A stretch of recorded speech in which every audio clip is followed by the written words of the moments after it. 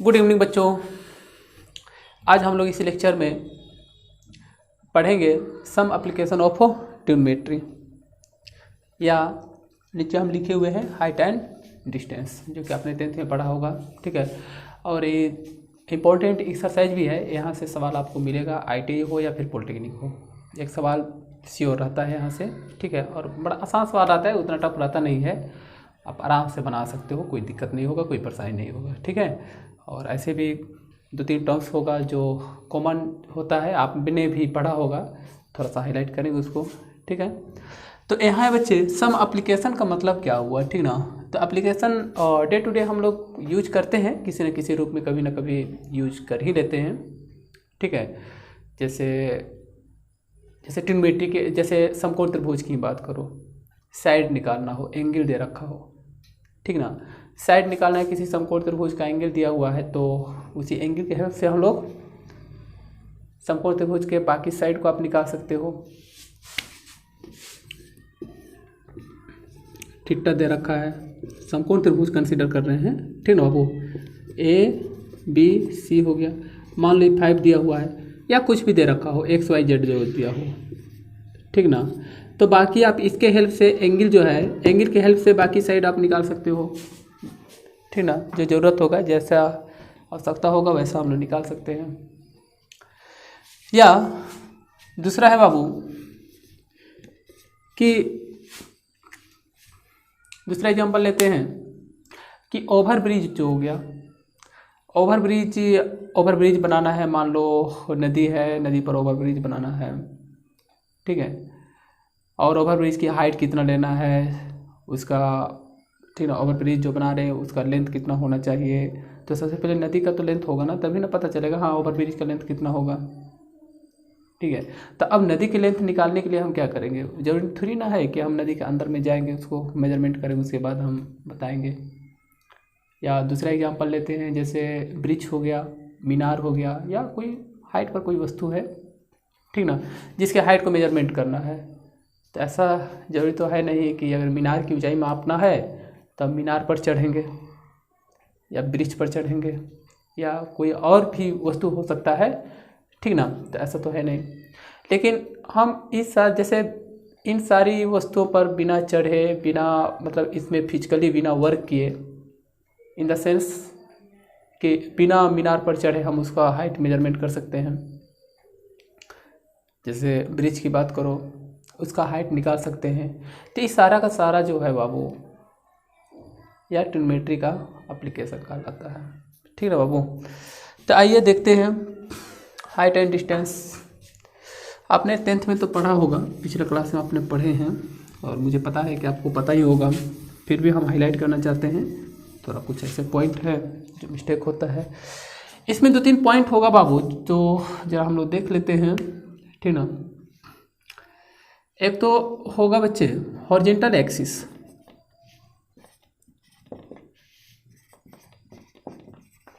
Horizontal axis होगा बच्चे, जिसको हम लोग कहेंगे क्षैतिज रेखा कहेंगे। ठीक ना हो, तो आ लाइन जो अर्थ सरफेस के पैरेलल हो। ठीक ना बाबू, पृथ्वी के जो सतह है ना बाबू, इसके पैरेलल होगा, उस लाइन को कहा जाता है क्षैतिज रेखा कहा जाता है। और वर्टिकल लाइन तो आपको पता है, या वर्टिकल एक्सिस,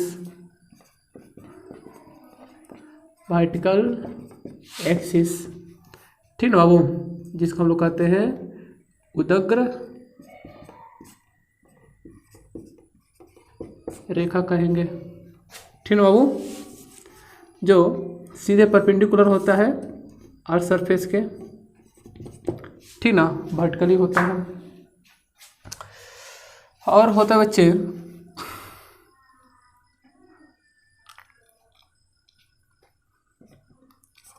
और कह सकते हो हॉरिजॉन्टल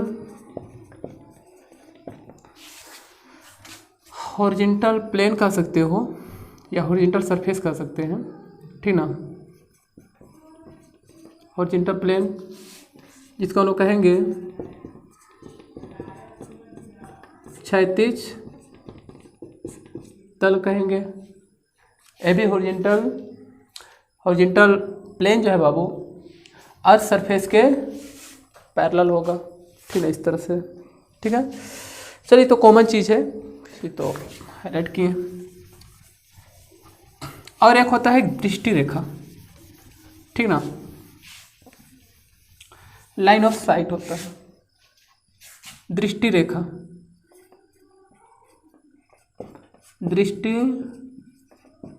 लाइन ऑफ साइट होता है, ठीक है। तो दृष्टि रेखा उस रेखा को कहा जाता है बच्चे जब किसी वस्तु को आप देख रहे हो, मान लो कि यहाँ से आप देख रहे हैं किसी वस्तु को, ठीक ना, वो यहाँ से आप किसी वस्तु को देख रहे हो, मान लो कि यहाँ पर वस्तु है, इसको देख रहे हो यहाँ से, तो इस वस्तु को और आई जो है बच्चे इस आँख से और इस वस्तु को मिलाने वाली जो लाइन होता है ना बाबू, उसको कहा जाता है दृष्टि रेखा कहा जाता है, लाइन ऑफ साइट कहा जाता है। ठीक है, तो इसमें यूज होगा ये सब लाइन। और एक और है बच्चे, चलिए आगे बढ़ते हैं थोड़ा सा, ठीक ना बाबू, उन्नयन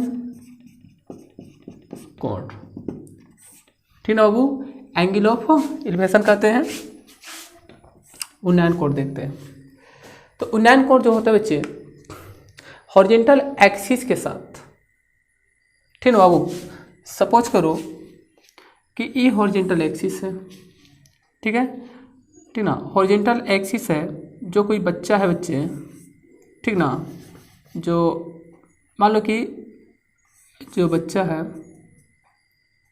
ठीक ना, इस तरह से इस एक्सिस मतलब हॉरिजॉन्टल एक्सिस से जितना डिग्री एंगल बनाते हुए ऊपर की तरफ देखता है, ठीक है बाबू, जितना डिग्री एंगल से ऊपर की तरफ देख रहा है बच्चे, इसी एंगल को कहा जाता है बच्चे उन्नयन कोण कहा जाता है बाबू, ठीक है। तो उन्नयन कोण जो बनता है बच्चे हॉरिजॉन्टल एक्सिस और दृष्टि रेखा, ठीक है बाबू, दृष्टि रेखा जो आइज, ठीक है बाबू, जो आँख और वस्तु को मिलाने वाली जो रेखा होता है बच्चे, ठीक ना, उसी को कहा जाता है दृष्टि रेखा। यानी जो बच्चा है बच्चे इसका हॉरिजॉन्टल यहाँ पर है, अब इस हॉरिजॉन्टल एक्सिस से ऊपर की तरफ देख रहा है, तो यहाँ जो कोण होगा बच्चे थीटा कोण से देख रहा है, ठीक है, तो थीटा कोण से देख रहा है, दैट इज जो थीटा कोण देख रहा है बाबू, यही कहलाएगा उन्नयन कोण कहलाएगा, ऊपर की तरफ देख रहा है, ठीक है। और हॉरिजॉन्टल एक्सिस से जितना डिग्री कोण पर नीचे की तरफ देखा जाएगा बच्चे, ठीक ना बाबू, इसको कहा जाता है अवनमन कोण कहा जाता है। जितना डिग्री कोण से आप नीचे देखोगे बाबू फ्रॉम हॉरिजॉन्टल एक्सिस से, ठीक ना बच्चे, उसी को कहा जाएगा बाबू अवनमन कोण कहा जाएगा। और हॉरिजॉन्टल एक्सिस से जितना डिग्री कोण बना करके ऊपर की तरफ देख रहे हो बाबू, तो वो कहलाता है बच्चे उन्नयन कोण कहलाता है। ऊपर की तरफ देखना उन्नयन कोण नहीं कहलाता बच्चे, जितना डिग्री कोण से आप देख रहे हो फ्रॉम हॉरिजॉन्टल से, ठीक है बाबू, वही कहलाता है उन्नयन कोण कहलाता है। ठीक है, चलिए अब एक चीज और यहाँ देखते हैं बच्चे, ए बी सी, मान लो ये थीटा हो गया, मान लो बच्चे पी और एच दिया हुआ है, ठीक है बाबू।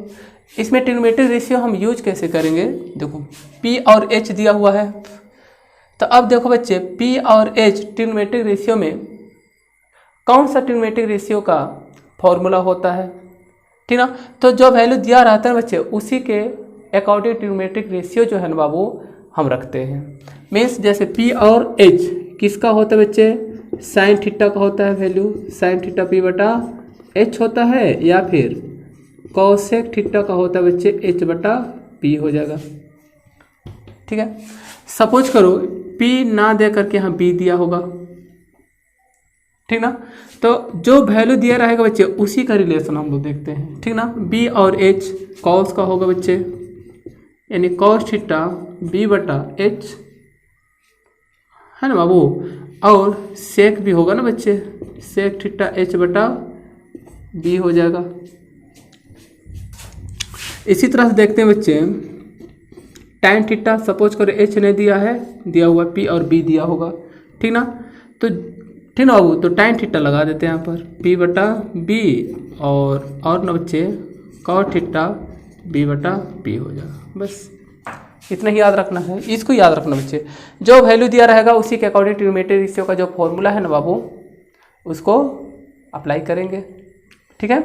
जैसे पी और एच दिया हुआ है तो मीन्स या तो कौशिक होगा या फिर साइन होगा। बी और एच दिया है, ठीक ना बाबू, इसका मतलब कॉस होगा या फिर सेक होगा। और यदि दिया है बच्चे tan और कॉट, यानी पी और बी दिया है बाबू, तो अप्लाई होगा बच्चे tan और कॉट, दोनों में से किसी एक को रख सकते हैं, ठीक है बाबू। आइए हम लोग देखते हैं फिर से एक बार देख लो बाबू। हॉरिजॉन्टल एक्सिस से जितना डिग्री कोण बनाते हुए ऊपर की तरफ देखा जाएगा बच्चे किसी वस्तु को, ठीक है, तो वो कहलाता है बच्चे उन्नयन कोण। और हॉरिजॉन्टल एक्सिस से जितना डिग्री कोण से नीचे वाले किसी वस्तु को देखा जाता है, ठीक है बाबू, तो उसको कहा जाता है अवनमन कोण। अब बात यहाँ पर ये है बच्चे, जब नीचे देखा जाता है इन द सेंस आप जरूर हाइट पर होंगे, ठीक है, या तो पहाड़ पर होंगे या कोई ऊंचाई वाली वस्तु पर आप, ठीक ना, ऊंचाई वाली जगह पर आप होंगे और नीचे जो वस्तु होगा या किसी को देख रहे होंगे, ठीक है। तो जितना डिग्री कोण से हॉरिजॉन्टल एक्सिस से, ध्यान रहे बाबू, ठीक ना। चलते हैं आगे।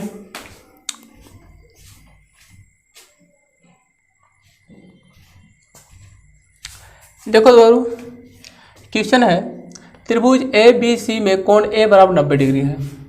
एक समकोण त्रिभुज बना दीजिए,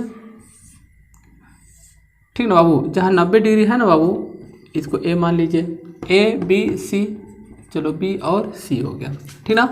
अब ए बी बराबर 6 सेंटीमीटर बोल रहा है बच्चे, इसको 6 बोल रहा है। और ए सी बराबर 2 में कह रहा है बच्चे 3 है, तो बोल रहा है बी का मान ज्ञात कीजिए, ठीक है। तो बड़ा आसान है बच्चे, देखो यहाँ पर बी कहने का मतलब ई वाला कोण को पूछ रहा है बच्चे, ठीक है।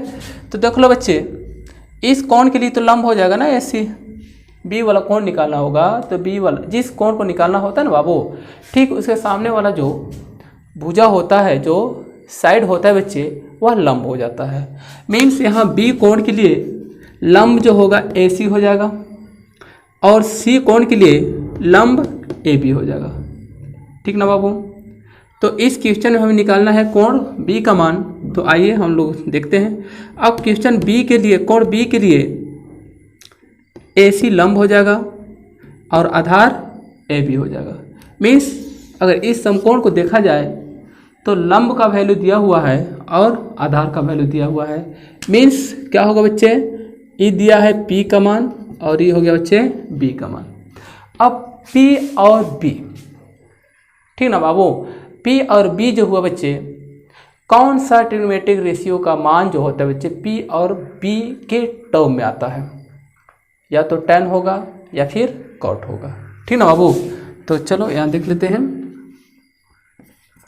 ठीक ना। तो tan होगा, तो tan बराबर देखो बच्चे tan b ना बाबू, tan b बराबर लंब बटा आधार, यानी ये हो जाएगा बच्चे ए सी बटा ए बी हो जाएगा। अब यहाँ बाबू tan b इक्वल टू ए सी का वैल्यू देख लो 2√3 और बटे में 6, ये कैंसिल हो गया, 3 हो गया, ठीक है बाबू। अब यहाँ बच गया बच्चे √3/3। अब √3 से मल्टीपल कर दो दोनों तरफ, √3 और √3 हो गया, ठीक है बाबू। 3 का 9 का √3 हो जाएगा, ये बच गया बच्चे 3√3, कैंसिल हो गया। देन निकल कर आ रहा है बच्चे tan b बराबर 1/√3। अब यहाँ tan है बच्चे, तो यहाँ भी tan होना चाहिए ना बाबू, ठीक ना, ठीक ना बाबू। देखो यहाँ tan है तो यहाँ भी tan होना चाहिए, ठीक है। अगर यहाँ cot होता तो यहाँ भी cot होना चाहिए, ठीक ना, cot के फॉर्म में, ठीक ना। यदि यहाँ sin होता बाबू तो यहाँ भी sin होता, तभी ना एंगल बराबर होगा बाबू, ठीक है। तो देखते हैं tan b इक्वल टू, अब tan देखो 1/√3, ठीक है बाबू। अब tan 1/√3 किसका मान होता है बच्चे, tan 30 का होता है बाबू, ठीक है। इसलिए b बराबर जो होगा बाबू कितना हो जाएगा √3, tan बराबर है बच्चे, तो एंगल भी क्या हो जाएगा बाबू बराबर हो जाएगा, यानी b बराबर हो जाएगा बच्चे 30 डिग्री हो जाएगा, अरे बस में, ठीक ना। यानी बी का मान जो होगा बाबू कितना हो जाएगा, 30 डिग्री हो जाएगा, ठीक ना बाबू। और ठीक ना, साइन यानी ट्रिग्नोमेट्रिक रेशियो का जो मान होता है ना, आपको याद होगा या नहीं भी होगा बच्चे, तो आप याद कर लीजिएगा, क्योंकि आप याद नहीं करोगे तो फिर तो बनेगा नहीं, ठीक ना।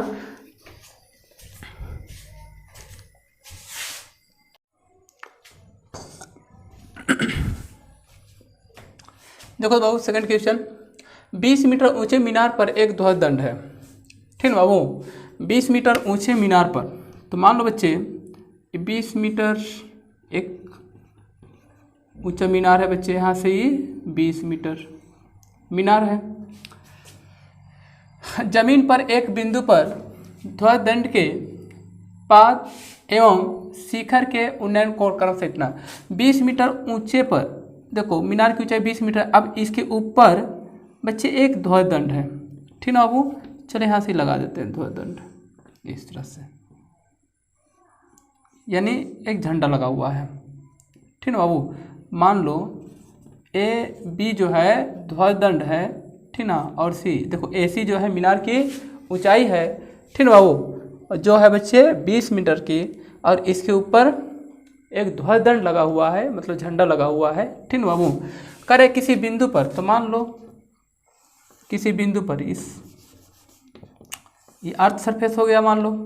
अब किसी बिंदु पर कह रहा है जमीन पर एक बिंदु पर ध्वजदंड के पाद, यानी ध्वजदंड के पाद करने का मतलब ये ध्वजदंड की जो बॉटम वाला जो है ना बच्चे, इसको बोल रहा है, ठीक ना। तो ध्वजदंड की पाद यानी ये ध्वजदंड है बच्चे, तो ध्वजदंड के ये नीचे वाला पोर्शन यानी नीचे बॉटम वाला, ठीक है बाबू, बॉटम वाला को अगर नीचे से देखा जाएगा इसको भी क्षैतिज के साथ, ठीक ना बाबू, तो कितना डिग्री कोण बोला बच्चे, उन्नयन कोण क्रम से 45 और 60 है, ठीक ना बाबू।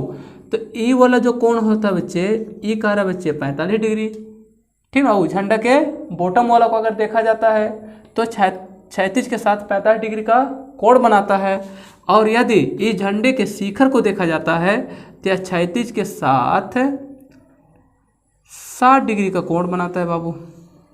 देखो अब ये जो है ना बच्चे क्षैतिज के साथ 60 डिग्री का कोण बनाता है, ठीक ना, 60 डिग्री का। तो पूछ रहे बच्चे, तो ध्वजदंड की ऊंचाई ज्ञात कीजिए। मान लो ऊंचाई x है, ठीक ना बाबू, तो टोटल ऊंचाई कितना हो जाएगा बच्चे, हो जाएगा बाबू 20 प्लस में x, चलो ये टोटल ऊंचाई हो जाएगा, ठीक ना बाबू। और बेस तो है नहीं, तो आधार हम लोग मान लेते हैं, चलो y मान लिया आधार, ठीक ना, ए बी सी इसको कर देते हैं डी कर देते हैं, ठीक ना बाबू।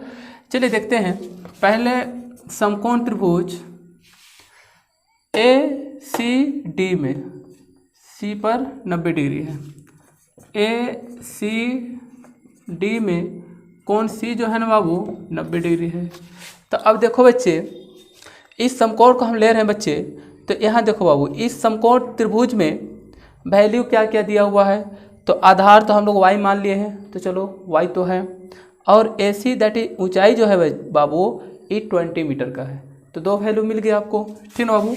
कुछ इस तरह से देख लो आप, ठीक ना बाबू, ये हो गया y और ये हो गया 20 हो गया, ये हो गया c, सॉरी ये हो गया a c d हो गया, यहाँ पर 90 डिग्री है, और ये वाला एंगल जो है बच्चे ये 45 डिग्री है, ठीक है।